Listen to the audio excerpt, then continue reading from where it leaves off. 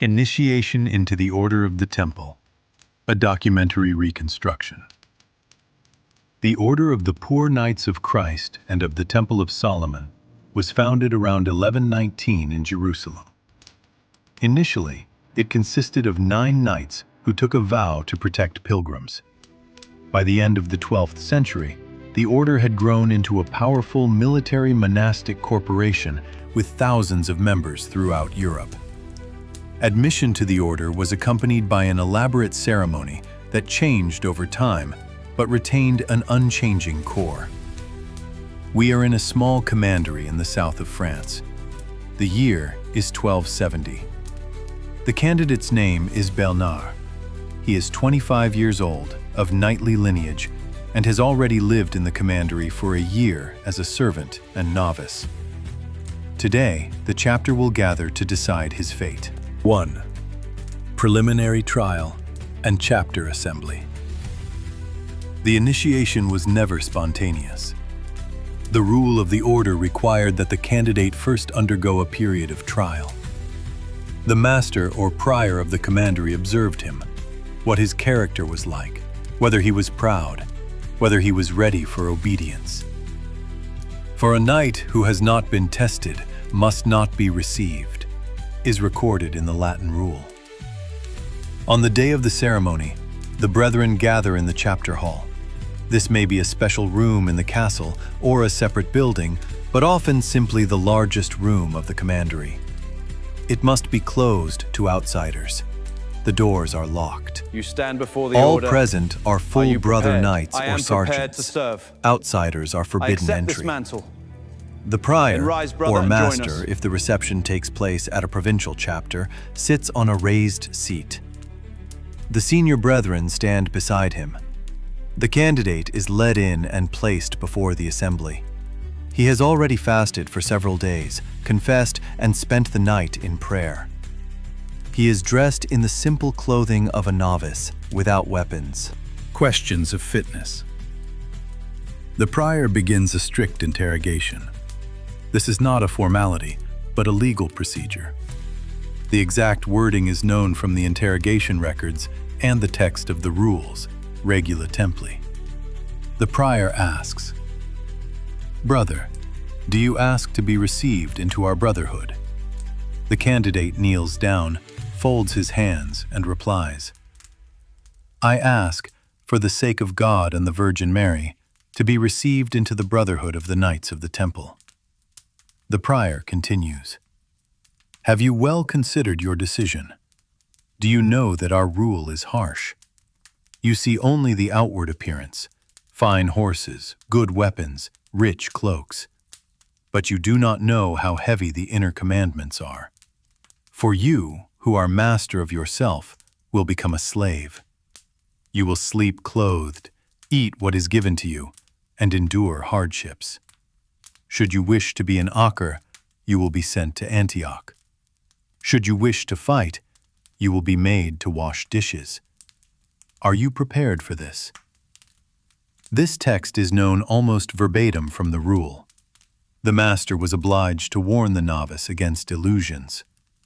Bernard replies, "I am ready, with God's help." The prior continues the series of questions. Are you bound by marriage? Have you taken a vow to another order? Do you have secret debts that you are unable to pay? Are you sound in body? Do you suffer from leprosy, falling sickness, or any other contagious disease? Are you any man's slave? Have you committed crimes that disgrace a knight's honor?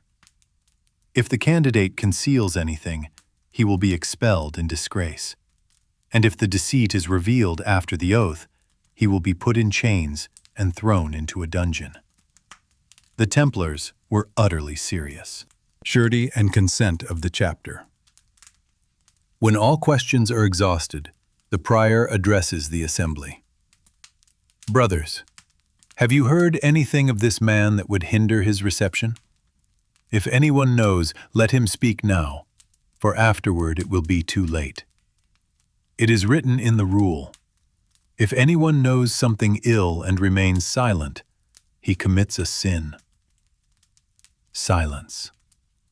Then the prior bids the candidate to withdraw. The door closes. The brothers take counsel. The vote is simple. Who is for reception? Who is against? If the majority is for, the candidate is called back. If against, he is refused, given an explanation without particulars, and sent away in peace, sometimes with money for the journey. Oath and vows. Bernard is led in again. Now the gospel is brought into the room. The candidate places his hand on the holy book. The prior dictates the text of the oath. No verbatim records of the oath have survived, but the main points are known from the interrogations. I promise obedience to the master and the chapter. I promise chastity. I promise to have no personal property, poverty. I promise to defend the Holy Catholic faith.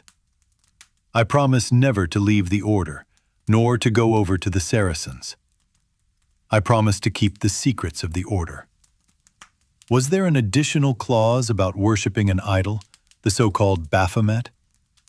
Neither the rule nor the early chronicles contain a single word about this. All such information appears only in the trial records of 1307 to 1312, when people were tortured. We will return to this later. After the oath, the prior pronounces the formula. By the power vested in me by God and the brethren, we receive you into our order. From this day forth, you are a knight of the temple. Investiture with the mantle.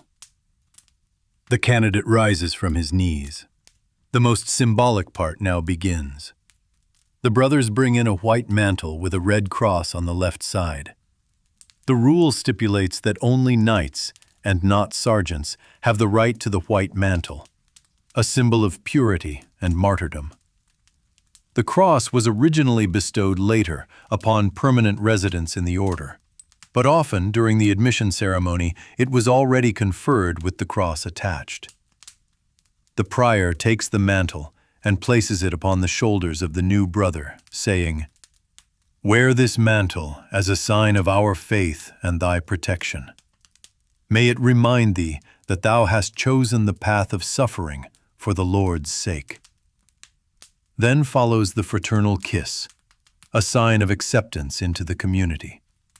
According to the rule, the kiss was modest and brotherly, on the lips as a greeting of peace in church. It was precisely this that the inquisitors later twisted into obscene kisses, of which we shall speak further. The bestowal of arms and the first instructions. A sword, a lance, a hauberk, and a helmet are brought to the new knight. The prior bestows them, sometimes pronouncing a brief blessing. The rule states, "When a knight dies, his arms and armor shall be returned to the commandery." The sword symbolizes a twofold service, the defense of Christians and the fight against spiritual evil. After the investiture, the prior pronounces the instructions. Their text has been partially preserved in the rule. "Thou shalt rise early and go to matins. During the day thou shalt labor or perform service as commanded. At table, keep silence and listen to the reading of Scripture. Meat is permitted thrice a week. Do not take off thy garments even at night. Sleep in thy shirt and breeches, so as to be ever ready. No amusements, no hunting with birds of prey, no games of dice. Speak not with women more than is necessary, and give not a kiss to thy mother or sisters, only a greeting." The last rule is especially strict. The Templars were forbidden to kiss even their female relatives in order to avoid temptation and gossip. The secret side of initiation. Myths and confessions under torture. This marked the end of the official part. But in 1307, King Philip IV of France ordered the arrest of all Templars. The inquisitors began their interrogations. It was then that the horrible secrets of the initiation, which historians still debate to this day, came to light. Without this, the documentary picture would be incomplete. From hundreds of trial records, we learn that according to the testimonies of many of the accused, the following occurred during the ceremony, not in the presence of all, but in a certain inner circle after the official part. Spitting on the cross. The novice was shown a crucifix and ordered to spit on it. Some brothers claimed they did so, albeit with disgust. Others said they refused and were then threatened or admitted anyway. Renunciation of Christ. The candidate was forced to declare that he renounced Jesus, sometimes 3 times. The testimonies also mention a justification. This is to test obedience, not from the heart. Some preceptors allegedly said, "You came to us to serve, not to think." Worship of an idol. In certain commanderies, especially in southern France, brothers mentioned a certain head, wooden or metal, called Baphomet. It was brought out, and the novice had to bow to it. Some described the head as bearded, others as female, and still others as having 3 faces. Historians still argue whether it was a relic, such as the head of Saint Euphemia, a pagan idol, or entirely a fabrication under torture. Obscene kisses. The inquisitors claimed that the novice was forced to kiss the recipient on the lips, the navel, and the lower back. This sounds shocking, but a number of historians, for example Malcolm Barber, believe that such testimonies may have been the result of torture and a desire to demonize the order. However, there is a theory that distorted rituals, possibly borrowed from Eastern sects, did exist in some houses. How much of this is true? Most modern researchers tend to believe that secret rites could indeed have existed as a corrupted tradition in individual commanderies in the 13th century. But this was not a universal practice. The order's rule strictly forbade any rites contrary to the Catholic faith. Torture and the vested interests of the inquisitors exaggerated the scale. Conclusion of the ceremony. Let us return to our new brother Bernard. After receiving his weapons and instructions, the prior concludes the ritual with a prayer. This was often Psalm 113. Non nobis, Domine, non nobis, sed nomini tuo da gloriam. Not unto us, O Lord, not unto us, but unto thy name give glory. Then all the brothers go out to the meal, and the new knight takes the last place at the table. The first bowl is served to him. From this moment on, he is a Templar. His life from now on is regulated down to the minute. His property belongs to the order. His blood may be spilled in Palestine or the Pyrenees. He has taken a vow of silence about what took place behind closed doors, and this rule was observed strictly.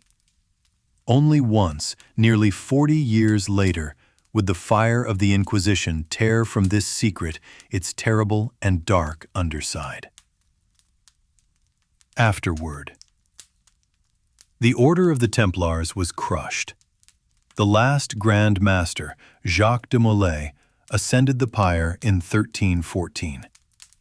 But the very model of the military monastic organization, their financial instruments, and their rituals, in a transformed form, survived the flames.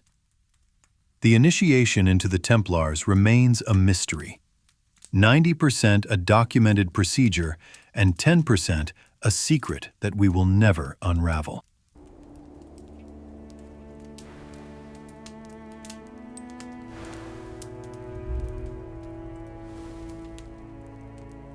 This is a documentary account based on the Order's charter, interrogation records, and chronicles. It is a reconstruction of a real initiation rite as it was in the 13th to 14th centuries.